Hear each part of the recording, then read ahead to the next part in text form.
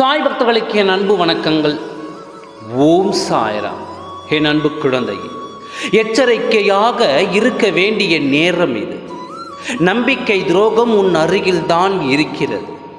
எப்பொழுது உன்னை தள்ளி விடலாம் என்று நேரத்தை எதிர்பார்த்து உன்னை காத்திருக்கிறது.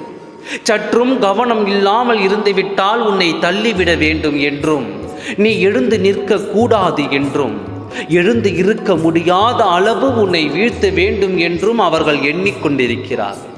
அவர்கள் எண்ணத்தை உடைத்து அவர்கள் எண்ணம் ஈடேறக்கூடாது என்றால் உன் சாயப்பாவின் வார்த்தையை கேட்டு அதன்படி நீ நடந்து கொண்டாலே போதும். உன் வாழ்க்கையில் அவர்கள் நினைத்தது நடக்காமல் உன் வாழ்க்கையை நீ பத்திரப்படுத்திக் கொள்ளலாம். வெளுத்ததையெல்லாம் பால் என்று நீயும் எண்ணிவிடாதே. சிரிப்பவர்களை நம்பி உன்னிடம் இருப்பதை கொடுத்து விடாதே.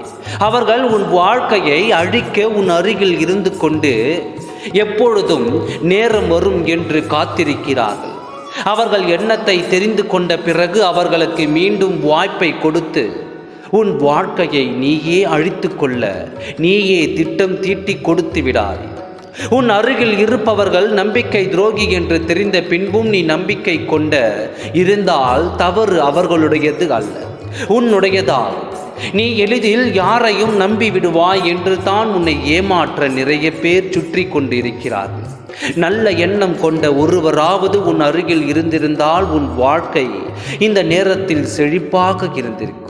எந்த பிரச்சனையும் இன்றி நீ நிம்மதியாக இருந்திருப்பாய். ஆனால் அப்படிப்பட்டவர் யாரும் உன்னிடம் உண்மையாக இல்லை என்று நீ இப்பொழுதாவது நீ புரிந்து கொள்கின்றாயா? உன் வாழ்க்கையில் ஒவ்வொரு தருணங்களும் எத்தனை முக்கியமானது தெரியுமா? இழந்த நிமிடங்கள் உனக்கு திரும்பவும் உன்னிடம் வருமா?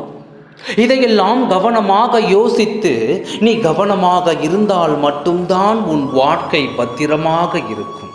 இல்லை என்றால் அடுத்த நிமிடம் கூட உன்னை தள்ளிவிட தயாராக இருக்கும். இவர்கள் உன் வாழ்க்கையை இழக்க செய்து விடுவார்கள். பிறகு யாரையும் குத்தம் சொல்லி பயனில்லை. புத்திசாலித்தனமாக இருந்தால் மட்டும்தான் இந்த உலகத்தில் பிழைக்க முடியும். இப்படி இருக்கும் இந்த காலகட்டத்தில் எத்தனை எச்சரிக்கையாக நீ வாழ்கிறாயோ அப்பொழுதுதான் உன் வாழ்க்கை நிம்மதியாகவும் நலமாகவும் இருக்கும். இனிமேல் என் புத்திசாலி பிள்ளையான நீ உன் அருகில் இருப்பவர்களை அடையாளம் கண்டு அவர்களை விட்டு விலகி இருப்பாய் என்று நான் நம்புகிறேன். ஓம் சாய்ராம். நன்றி, வணக்கம்.